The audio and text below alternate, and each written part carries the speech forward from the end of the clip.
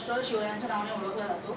जे photo social मीडियावरती सध्या व्हायरल झालेले आहेत शिवाजी महाराजांच्या पुतळा कोसळण्याचे, त्याच्यामुळे महाराष्ट्राची फक्त देशात नाही तर जगामध्ये बदनामी कोणी केली तो शेवटी असं आहे की ज्या पद्धतीने हे गुन्हे दडपून टाकतायत, त्यांना मतांची जी घाई झालेली आहे, मतं मिळवण्यासाठी घाई केली, हे पाप जे आहे हे पाप उघड झालंच पाहिजे आणि ते उघड झाले.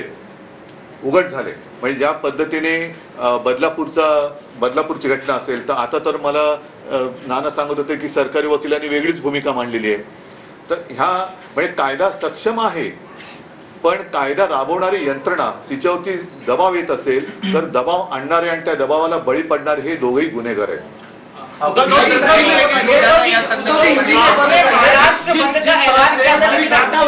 जिस तरह से पूरी घटना हुई है उसको लेकर आगे की रणनीति क्या है? क्योंकि आज भी कई जगहों पर प्रोटेस्ट हुआ है, आदित्य जी गए हैं, उनकी गाड़ी को रोकने की कोशिश की गई, वहां पर कुछ घटना हुई है. दूसरा जो केस रजिस्ट्रेशन की बात हो रही है, गुनाह दर्ज किया जाएगा, आरोपियों को बख्शा नहीं जाएगा, उस पर क्या कहना है? पहले ही मैंने मराठी में कह दिया है कि आने वाले रविवार को हम मुंबई में तीनों पार्टियों के प्रमुख नेता, शीर्ष नेता और हम सारे जो हमारे साथी अन्य पक्ष है उनको सारे शिवप्रेमी और सारे पार्टियों के जो शीर्ष नेता है और कार्यकर्ता जिनके दिल में शिवाजी महाराज है, वो सारे आने वाले 1 तारीख यानी रविवार को हुतात्मा स्मारक वहाँ इकट्ठा हो जाएंगे. हम जिन्होंने मुंबई के लिए बलिदान दिया है उनको वंदन कर कर हम गेटवे ऑफ इंडिया की तरफ, जहाँ पर हमारे छत्रपति शिवाजी महाराज जी का एक स्टैच्यू है, वहाँ उनको वंदन करने के लिए जाएंगे. और इस सरकार का निषेध करने के लिए हम सरकार की प्रतिमा मराठीमध्ये सांगित की त्याने जोडे मारा कार्यक्रम सरकार स्ट्रॅटेजी करते मुद्दाम दडपण्याचं, कारण आजही मोर्चा मालवणमध्ये काढला, तिथे रस्ता रोखून धरला, महाराष्ट्र बंदचं आवाहन केलं, तेव्हा कोर्टाने त्याच्यामध्ये म्हणूनच म्हटलं ना की सरकारची ही महाराष्ट्रद्रोही आणि शिवद्रोही ही प्रतिमा ही अधिक उघड होत चाललेली आहे. यांना महाराष्ट्राबद्दल प्रेम नाही, छत्रपतींबद्दल आदर नाही. मगाशी जो मी उल्लेख केला होता कोश्यारींचा, त्यांनी त्यावेळेला अपमान केला होता, आम्ही मोठा मोर्चा काढला होता, तरी देखील केंद्र सरकारने त्यांना हलवलं नव्हतं. म्हणजे यांच्या नसानसात शिवद्रोह हा ठासून भरलेला आहे आणि तो शिवद्रोह महाराष्ट्र सहन करणार नाही.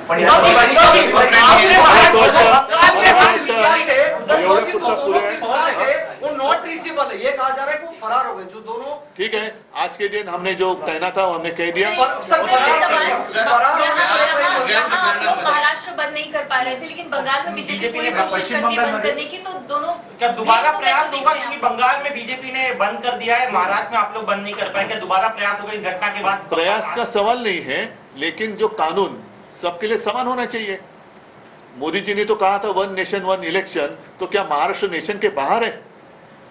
जो काम जिस तरीके से बीजेपी वहां सड़क पर उतर कर आई है और हमारे यहाँ जो उप मुख्यमंत्री है फडणवीस, वो कहते हैं कि उनका हम इस्तीफा मांग रहे हैं, बंगाल का क्यों नहीं? अरे भाई, आप तो महाराष्ट्र के उप मुख्यमंत्री है, गृह मंत्री है, हम बंगाल में रहने वाले नहीं है, महाराष्ट्र में है.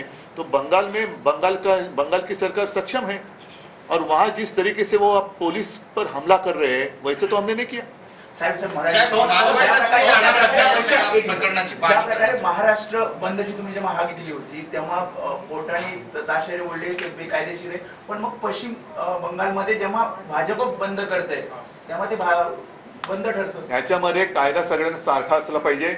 आता मी कोर्टाच्या कारवाईकडे लक्ष देतोय की कोर्ट, मग ते बंगालचं असेल किंवा महाराष्ट्राचं असेल, ज्यांनी बंद हा बेकायदेशीर ठरवलाय त्या कोर्टाने आता तिथल्या भाजपावरती काय कारवाई केली हे आपल्याला 2 दिवसात बघावं लागेल.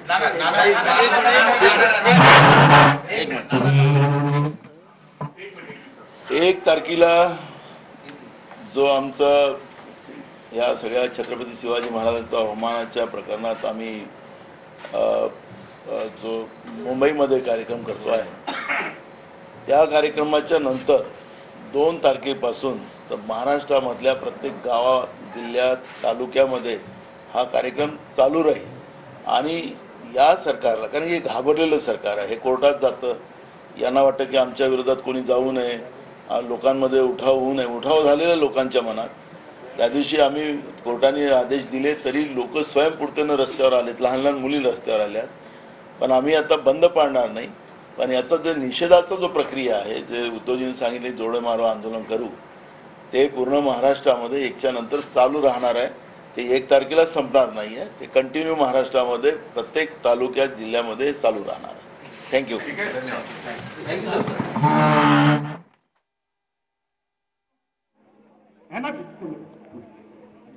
आणि